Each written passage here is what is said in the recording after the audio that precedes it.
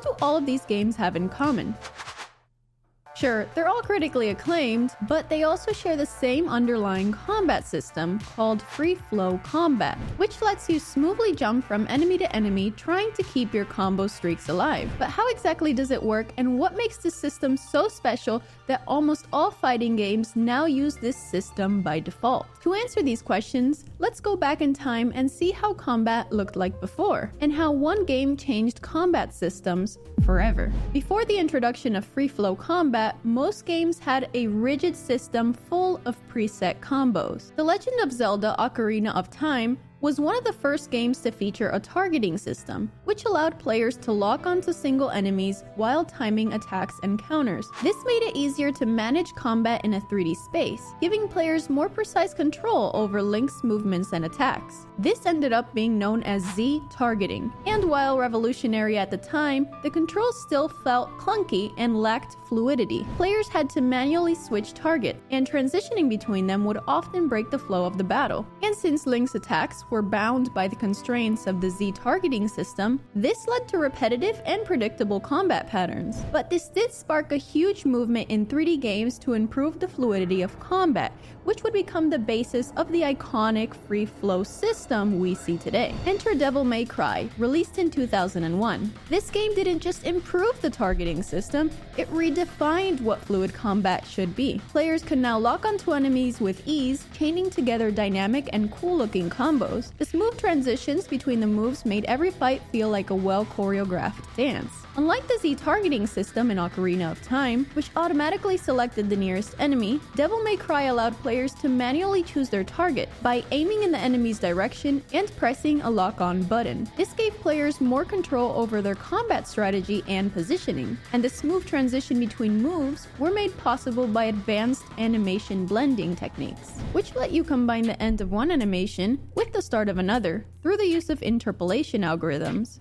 But Devil May Cry's revolutionary combat was just the beginning, and soon a new style of free-flow combat was going to emerge. Prince of Persia: The Sands of Time was one of the most revolutionary and highly anticipated games, which further improved combat by integrating acrobatics. Imagine you can now vault over enemies, wall run, all while seamlessly switching between attacks. They were able to achieve this by combining animation blending techniques along with something called inverse kinematics, which calculates the positions of joints, like elbows and knees, to ensure that a character's limbs, like the arms and legs, move naturally. This game showed us a promising new beginning to a new era of combat games, which in 2005, God of War took to the next level by focusing on brutal combo-based attacks and cinematic execution moves. Each of Kratos' powerful chain of attacks flowed into the next, delivering an unmatched combat experience. The combo system in God of War was designed to allow players to string together a series of light and heavy attacks, along with grabs and throws. This was achieved through a combination of new motion capture technology and advanced animation techniques. Now they would record the movements of real actors, wearing suits filled with sensors that captured their movements in 3 dimensions, and then translated those movements into realistic in-game animations.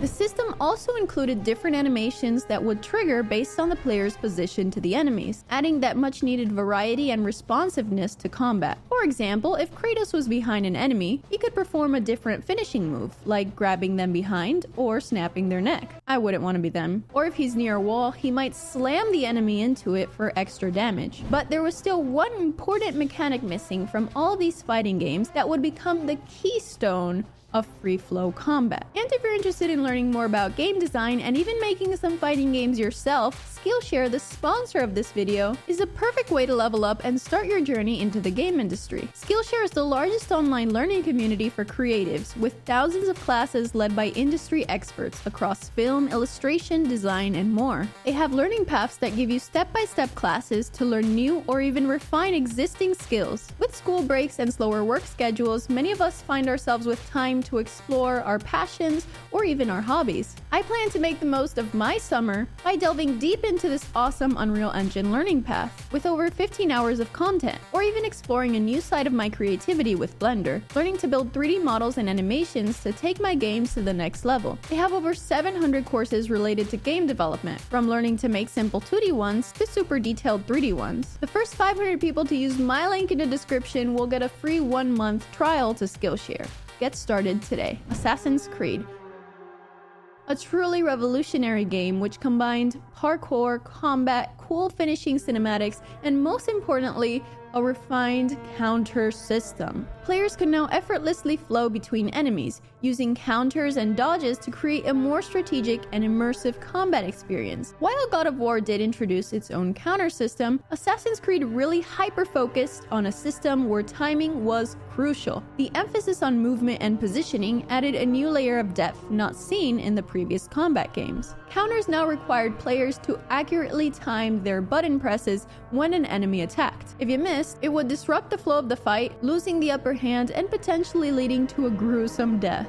The game also used context-sensitive animations to execute different counter moves depending on the player's position and the type of enemy attack. Dodges were similar, allowing players to evade attacks by moving in the direction they inputted into the controller. This new system made combat feel more responsive than ever before, because now you could actually switch between a defensive and an offensive mode fluidly without disrupting the flow of combat. Now, while this was a huge step for fighting games, there were still some glaring problems. Transitioning between attacks, counters, and movement could often feel a bit clunky or rigid. And while these games had combo systems and sometimes time-based mechanics, they were often tied to specific sequences of button presses and it could easily feel repetitive. The enemies were samey, the contextual awareness between the player and the enemies, while taking into account the position, type of enemy, and environment, was often pretty basic, and there wasn't much variety on gadgets, abilities, or even attack methods between different enemy types. That is, until Batman Arkham Asylum came out and introduced free flow combat, forever changing how combat works in video games. But how exactly does this system work, and why did it become the new standard? Free flow combat is designed to create smooth, continuous action, much like the fighting scenes we see in movies, but fully playable in a video game. Batman can effortlessly switch between attacking multiple enemies, countering strikes, and using gadgets, all in one seamless motion. That's the important part.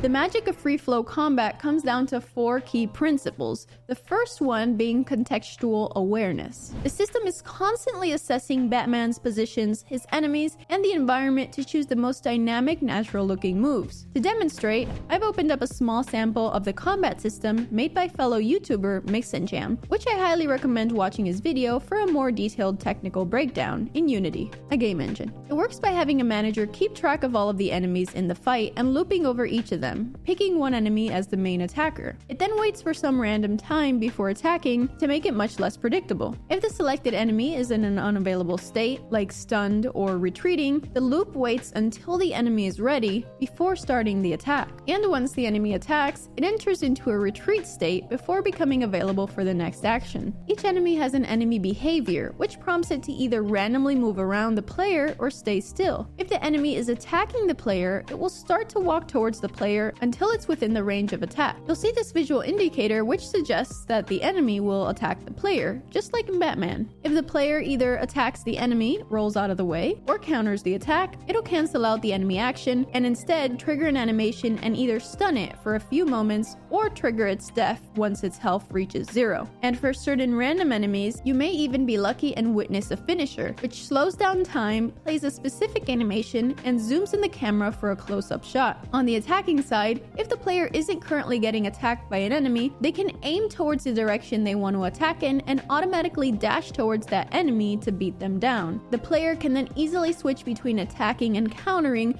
without any breaks in the flow. There's 3 other important design principles that made free flow combat stand out among the others, the 4th one being a game changer. Taking inspiration from its predecessors, free flow combat relies on precise timing and rhythm. Players are rewarded by stringing together attacks and counters without breaking the flow. As players successfully chain attacks and counters, they build a combo multiplier. Each hit within the combo window increases the multiplier which increases the damage output and unlocks special moves. Maintaining the rhythm and avoiding being hit are crucial to keeping the multiplier active. And the best part is that players can integrate gadgets into their combos. Using the Batarang or Bat Claw mid-combo doesn't interrupt the flow, but rather enhances it. And they even encourage using environmental items to attack and defend from certain types of enemies. But all of this wouldn't be possible without the simple and intuitive controls to power Batman. There's just one button to attack, one for countering, and one for stunning or gadgets. You don't even need to precisely control the camera because it will always show you the best angle for the enemy you're focusing on. But it also automatically adjusts to keep the group of enemies in view as much as possible. The right camera angle is a hugely important and sometimes underrated aspect of fighting games, and Batman really made sure to get this part right. This simplicity lets players focus on the flow and timing of their actions rather than complex input combinations, which were popular in previous combat games. These three key elements of the free flow combat system made it triumph over previous combat games, but there was still one key component that made it really shine: the enemies.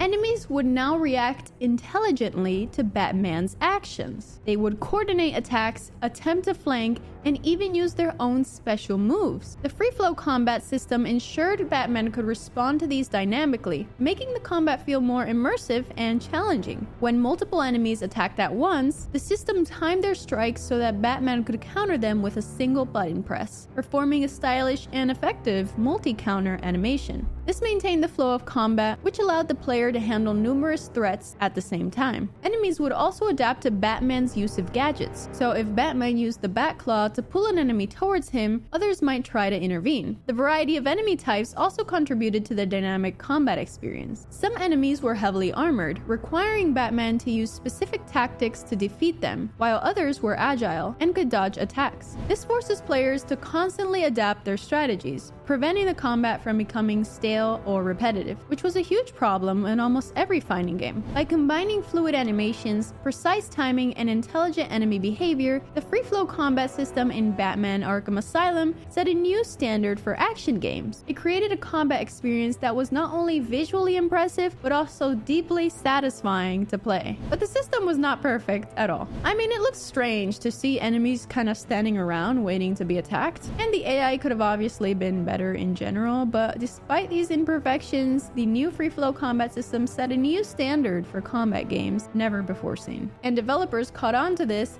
and tried to integrate that fluidness and responsiveness into their games. The Witcher 3 Wild Hunt, released in 2015, drew inspiration from the free flow combat system. Geralt's combat involves a mix of swordplay, magic, alchemy, all with smooth transitions between the attacks and counters, while Marvel's Spider-Man, released in 2018, is an even more perfect example of a direct inspiration from Batman's combat system. The game lets Spider-Man easily transition between web-based attacks, acrobatic maneuvers, and counters, all while dealing with multiple enemies at once. And even the newest, highly anticipated Black Myth Wukong features a similar fast-paced combat system with strategic counters and special abilities, clearly influenced by the free flow combat pioneered by Batman. If you want to learn to make cool games like this, check out my video on how to build a video game all by yourself from scratch with no experience.